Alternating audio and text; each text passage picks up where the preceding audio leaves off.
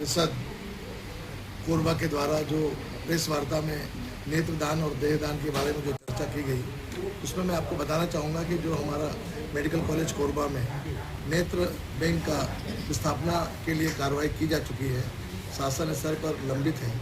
और इसमें अभी वर्तमान में हम जो भी मरीज, मृतक मरीज, आई डोनेशन तो वही कर सकता है जिसको ज़रूरत ना हो, और आई ट्रांसप्लांट उसी को करते हैं जिसको ज़रूरत हो। तो उसके लिए हम लोगों ने सिम्स जो है यहाँ से जो पास पड़ता है मेडिकल कॉलेज, वहाँ पे ये प्रक्रिया शुरू है। इसलिए वहाँ से हम लोग मीडिया लाएंगे, और अभी हमारे पास मीडिया उपलब्ध वहाँ से लाया जा चुका है। और जैसा भी हमको कोई भी इंफॉर्मेशन मिलती है कि हमको आई डोनेशन करना है, तो तत्काल हमारे डॉक्टर्स टीम पहुँच जाएगी। और वहाँ से सिर्फ कार्निया, जो ऊपर लोगों का एक वो है कुभ्रांति है कि पूरा बॉल निकाल लेते हैं, ऐसा कुछ भी नहीं होता। जो स्वच्छ पार्ट होता है कार्निया, जिससे उसका विजन प्रभावित होता है, उसी को निकालते हैं और जिसको ज़रूरत होती है उसके ऊपर लगाते हैं। मतलब अस्वस्थ परत को निकाल के स्वस्थ परत लगाया जाता है, इसी को बोलते हैं कार्नियल ट्रांसप्लांटेशन। और इसके लिए ले जाने के लिए भी हमारे पास सुविधा है। कलेक्टर महोदय के द्वारा ये भी हमको आश्वासन दिया गया है कि ले जाने के लिए हमको ट्रांसपोर्टेशन की सुविधा दी जाएगी। वैसे भी हमारे जो एम्बुलेंस है उससे भी हम भेजा जा सकता है उससे।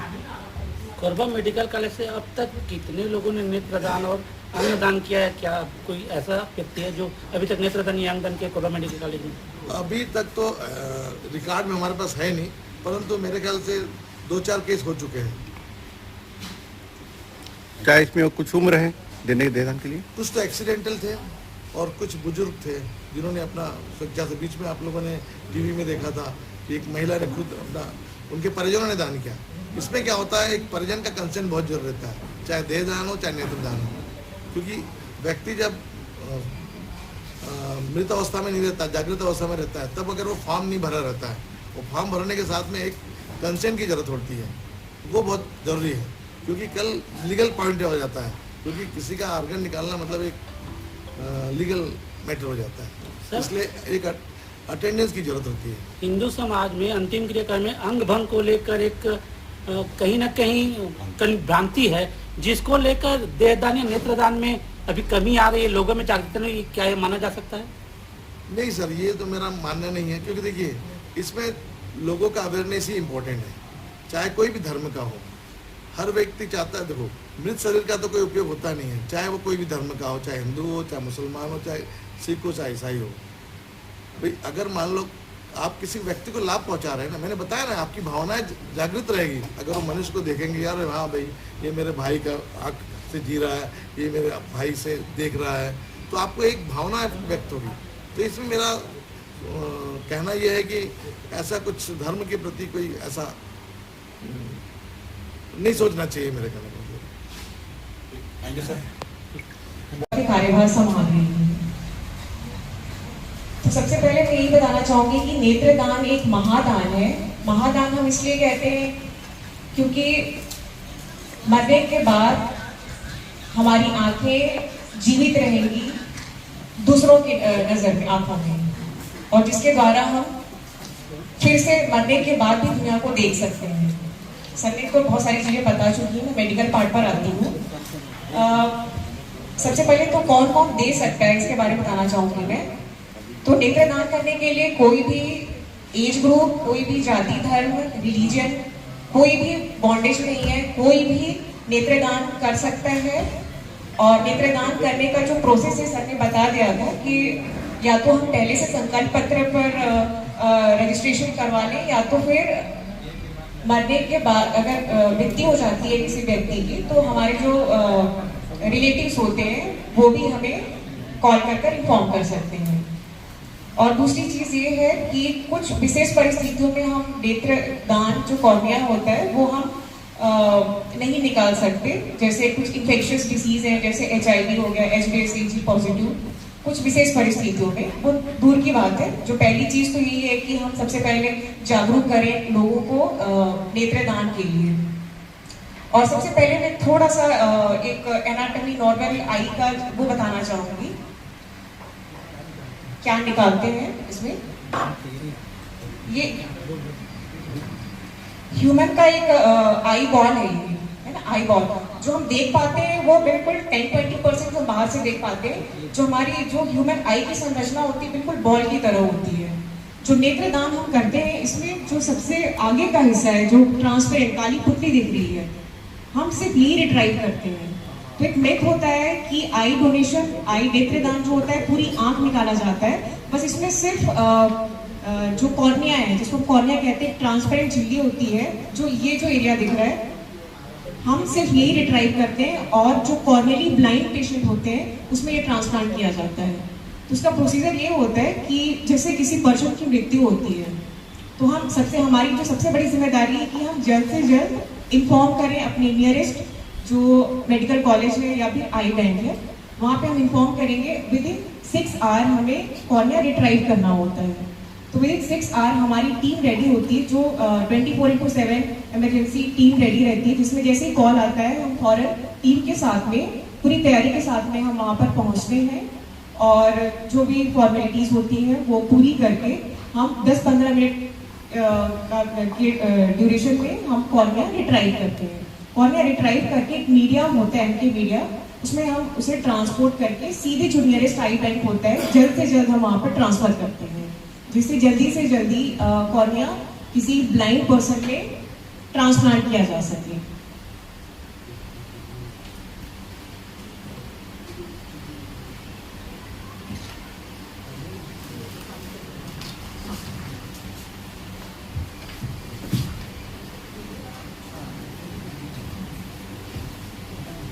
एक छोटा सा क्लिप हमने रखा है जिसमें जनता को हम दिखा सके कि किस तरीके से कॉर्निया रिट्राइव की जाती है, कॉर्निया निकाली जाती है।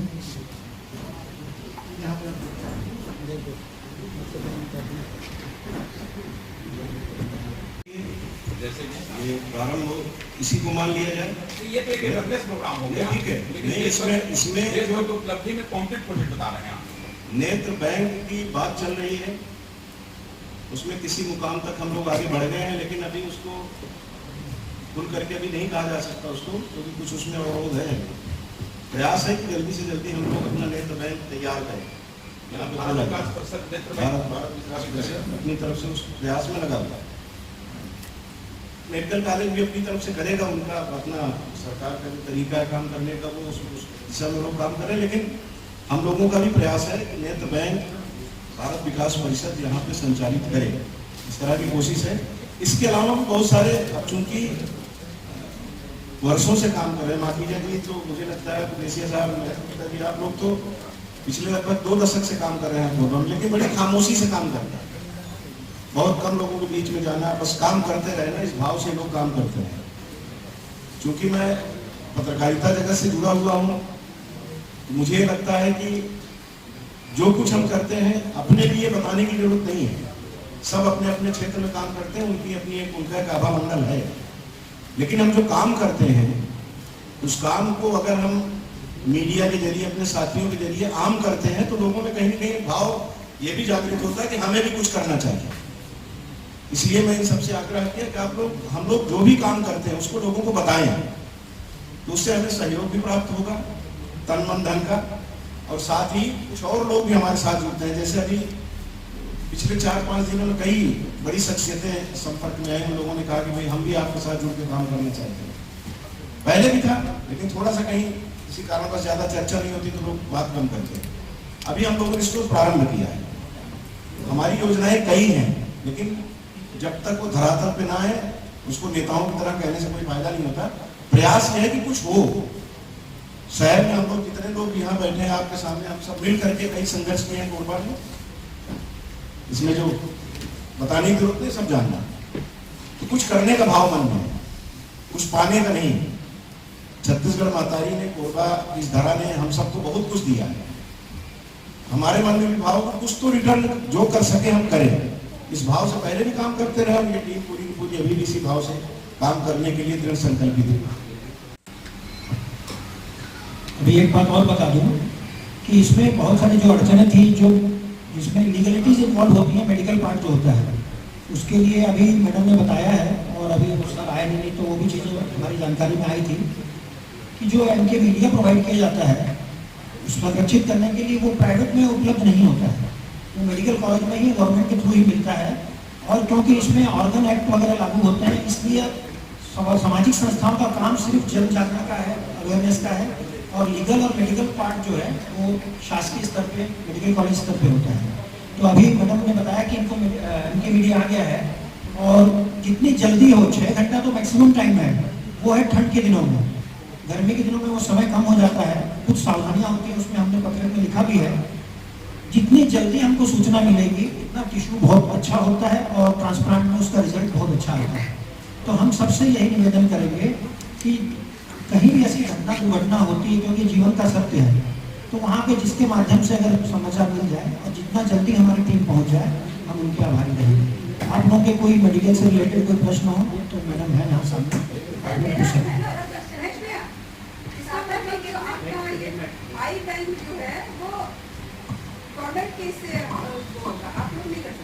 हम लोग प्राइवेट में उसको नहीं कर सकते हैं। हमारा प्रयास है कि हम लोग उनसे मांग कर रहे हैं और लगातार लगे हैं कि यहाँ पे खोला जाए। रायगढ़ में पिछले 7-8 साल से काम हो रहा है इस पर, हाई डोनेशन पे, लेकिन वहाँ भी बैंक नहीं खुला है, क्योंकि इसके लिए कुछ कॉर्निया स्पेशलिस्ट की आवश्यकता होती है, तो उसके लिए कुछ ट्रेनिंग का होता है, कुछ ट्रेनिंग लगती है। तो कलेक्टर साहब से हमने रिक्वेस्ट किया है कि सर ने भी बहुत मदद की है हमारी, कि उन्होंने कहा है कि आप 2 डॉक्टरों को भेजिए स्लॉट लेकर, जो ट्रेनिंग लेके आए इसका ट्रांसप्लांट का। हमारी इच्छा यह है कि हमारे क्षेत्र के दानदाताओं की जो कॉर्निया है वो हमारे क्षेत्र के लोगों का लाभ उसका मिले, जो हमारे आसपास के क्षेत्र हैं। अपने जिले में जैसे यहाँ नज़दीक में जानकी चांपा जिला है और अंबिकापुर सरगुजा वगैरह, यहाँ मेरी जानकारी में नहीं है कि आई पे कोई काम हो रहा है। यहाँ नज़दीक में रायगढ़ में हो रहा है, जो कि खाली रिट्रीवल होता है और वो सिम्स बिलासपुर में भेजते हैं, यही प्रक्रिया हो रही है। तो ये एक उनकी मेडिकल लीगल रिक्वायरमेंट भी है शायद, कि पहले रिट्रीवल शुरू हो, जब आप बता देंगे कि हमारे यहाँ आई करेक्शन हो रहा है, तब वो आई बैंक देते हैं गवर्नमेंट ऑफ इंडिया वाले। तो उसका प्रयास जारी है, और आप सबसे भी निवेदन है कि आप अपने अपने स्तर पे जहाँ पे भी इस बात को उठा सकते हैं उठाएंगे, जिससे कि हमारे शहर में जो हमको बिलासपुर भेजने की समस्या होगी वो कम होगी, समय हमारे पास बचेगा, उसके टिश्यू की लाइफ अच्छी होगी और हमारे क्षेत्र के हितग्राहियों को उसका लाभ मिलेगा। तो आप सब लोग अपने अपने स्तर पे, प्रशासनिक स्तर पे जहाँ भी बात कर सकते हैं इस विषय को उठाएं, और इससे हमारे क्षेत्र को बहुत लाभ है। से आप सब लोगों के माध्यम से जन जागरण का कार्य है, इसकी जन जागरूकता फैलाएं और लोगों को प्रेरित करें कि संकल्प पत्र भरकर, संकल्प पत्र भरने से कोई बाइंडिंग ऐसा नहीं है कि उसमें गवर्नमेंट रूल्स रेगुलेशन है कि आपने भर दिया तो सरकार आके आपके यहाँ के अंग निकाल के ले जाएगा, ऐसा कहीं कुछ भी नहीं है, ये ऑप्शनल है। और या आपने नहीं भरा है तो आप दान नहीं कर सकते, क्योंकि हमने तो भर दिया, अब हमारे परिवार वालों की क्या इच्छा है ये हमारे जाने के बाद उनकी इच्छा पर निर्भर करता है कि वो दान दें या तैयार हो ना हो। लेकिन हमारे संकल्प पत्र भरने से एक घर में, परिवार में एक माहौल बनता है कि हमारे पूर्वजों की, अग्रजों की इच्छा थी कि मेरा देहदान किया जाए, मेरा अंगदान किया जाए, नेत्रदान किया जाए। उस माहौल को बनाने के लिए ही हमारा मेन प्रयास है कि हम समाज में, हर क्षेत्र में, हर संगठन को, हर स्वयंसेवी संस्था को मिलकर हम इसको इस तरीके से इसका व्यापक प्रचार प्रसार करें कि हर लोग इस कार्य, शुभ नेत्र कार्य में आगे आए। जैसा कहा भी गया है, नेत्रदान महादान, देहदान सर्वश्रेष्ठ दान। हमको आपके नेत्रदान से 2 व्यक्तियों को नेत्रदान मिलता है, जीवन में उजाला मिलता है। और जैसा कि मेडिकल कॉलेज में हमको बताया गया, हम लोग जो संपर्क में थे, कि एक देहदान से 20 लाख लोगों का फायदा होता है। एक देहदान पे से उसके पीछे 20 डॉक्टर ट्रेनिंग करते हैं। ट्रेनिंग के समय उनको 20 दिया जाता है, क्योंकि अभी बॉडी उपलब्ध नहीं रहती है, बताते हैं, तो कई बार 40 किया जाता है। अगर 20 डॉक्टर तैयार होते हैं और अपने वो जीवन काल में एक डॉक्टर 1 लाख पेशेंट देखता है 30 साल में, तो 20 लाख लोगों की सेवा होती है। तो इस तरीके के हमारे जो ईश्वर प्रदत्त चीजें हैं, उनको हम, जिसको मिट्टी में मिल जाना है पंचतत्वों में, अगर हम उसको दान करें, समाज के हित में कार्य करें, तो एक बहुत बड़ी सेवा हो सकती है। तो मेरा आप सबसे, पत्रकार बंधुओं से एवं समाज के सभी वर्ग से, कि हम इस कार्य को जन जागरण हेतु अपना प्रयास करें।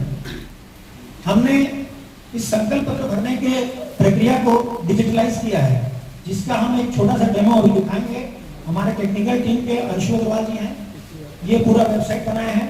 और आप सबको जो पत्र दिया गया है इसमें QR कोड है, इसको स्कैन करेंगे तो इस तरीके से फॉर्म खुल जाएगा।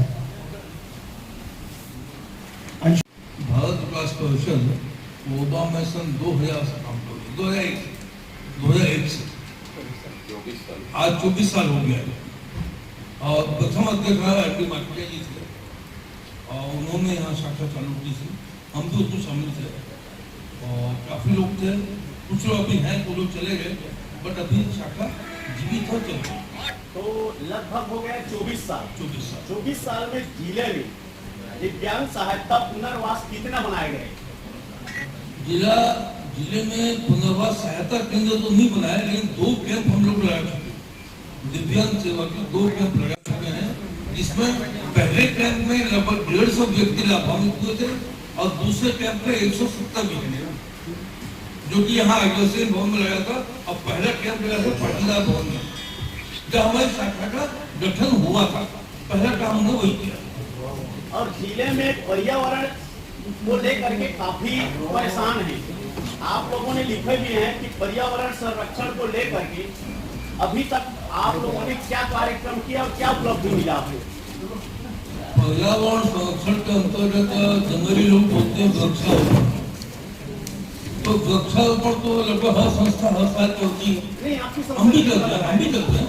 और हमने जो हमारी बड़ी उपलब्धि थी वो एक लगभग जुमले का रूप ले चुका है। कहाँ दिव्य ज्योति संस्थान जो है, जैसे हमारे MBBS के बच्चे फर्स्ट टाइम में आते हैं तो हमारे पास में जो डेड बॉडी रहती है उसका हम लोग पूजा करते हैं पहले, क्योंकि वो हमारा पहला शिक्षक है।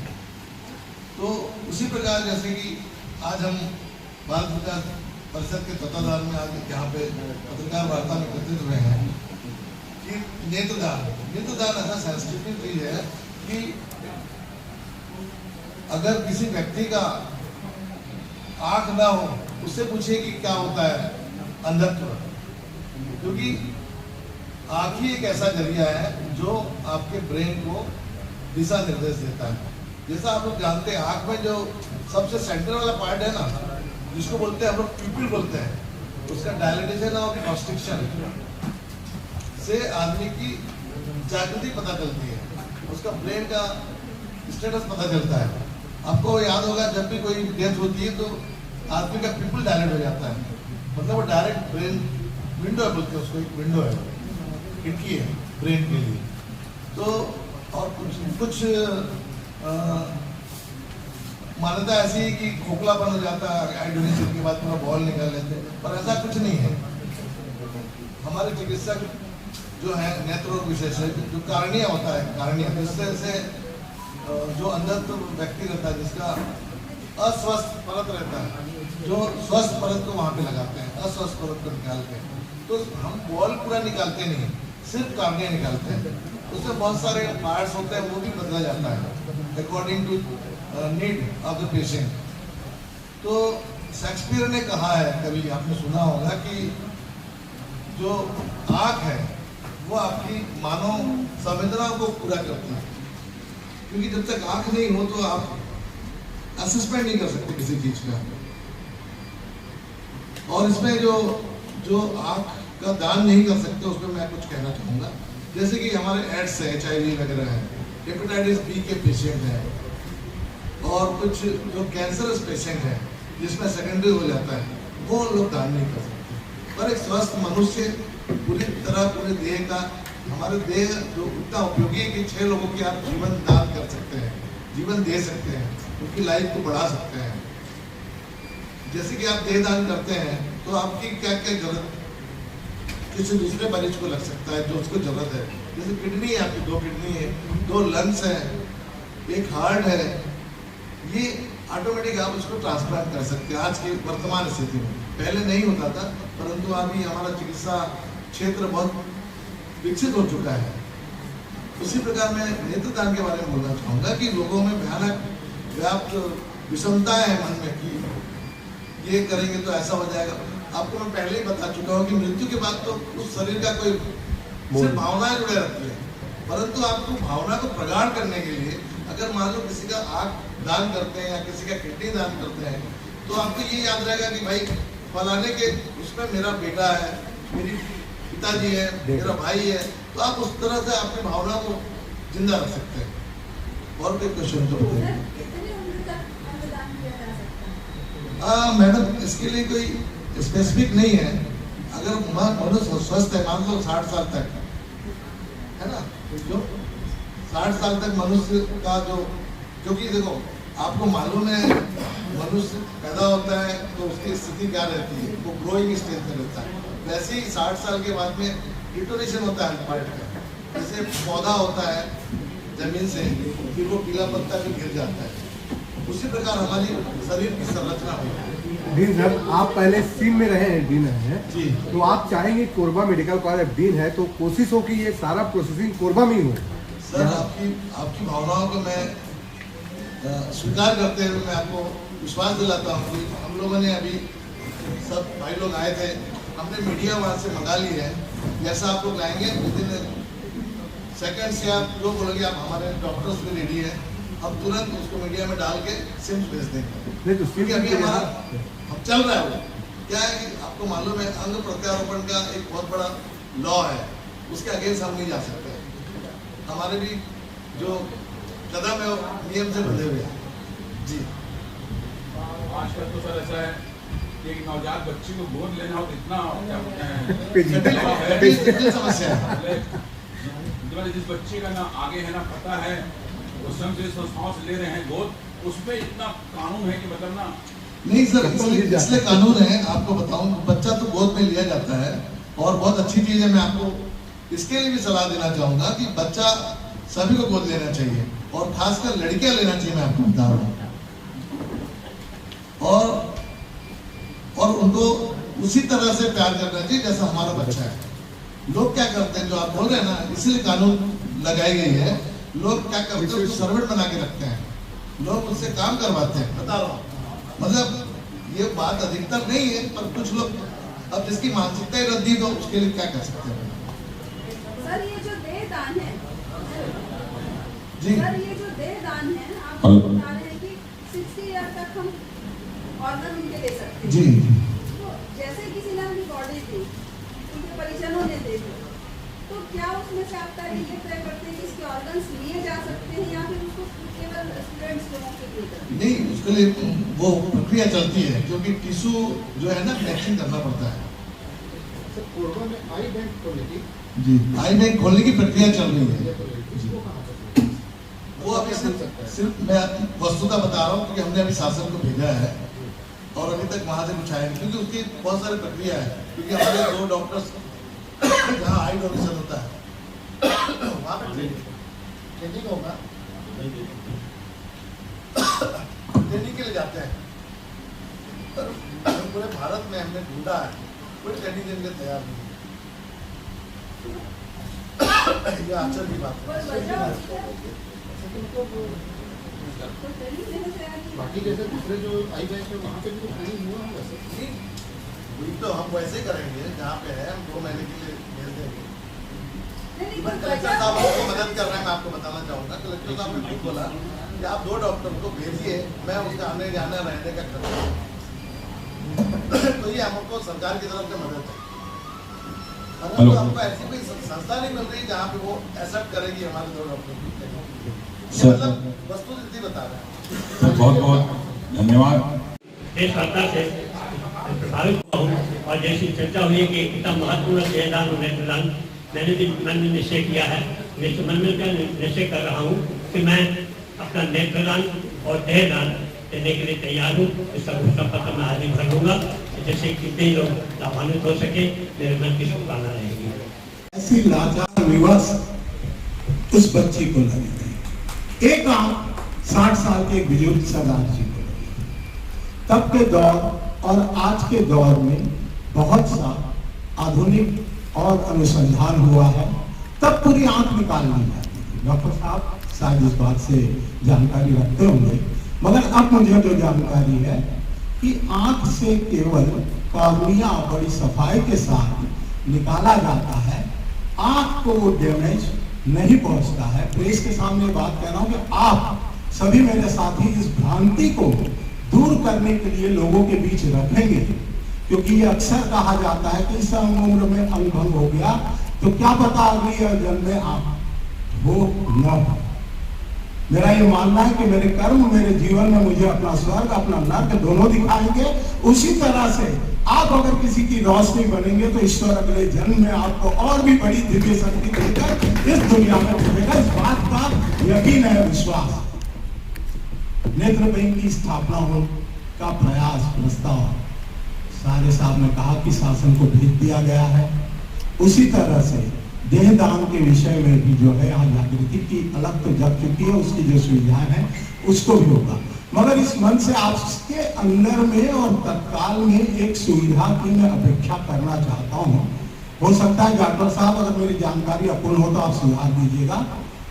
यहाँ के ब्लड बैंक में वर्षों पहले एक ब्लड सेपरेटर मशीन ला के रखी गई। ये मैं बता दूं, अभी होता यह है कि किसी को रक्त में से किसी को हीमोग्लोबिन की जरूरत है, किसी को रेड ब्लड सेल्स की जरूरत है, किसी को प्लाज्मा की जरूरत है। यानी एक खून का एक यूनिट का उपयोग कम से कम अगर ब्लड सेपरेशन मशीन में वो अवयव अलग कर दिए जाए तो 4 लोगों को हो सकता है, 4 लोगों को लाभ मिल सकता है।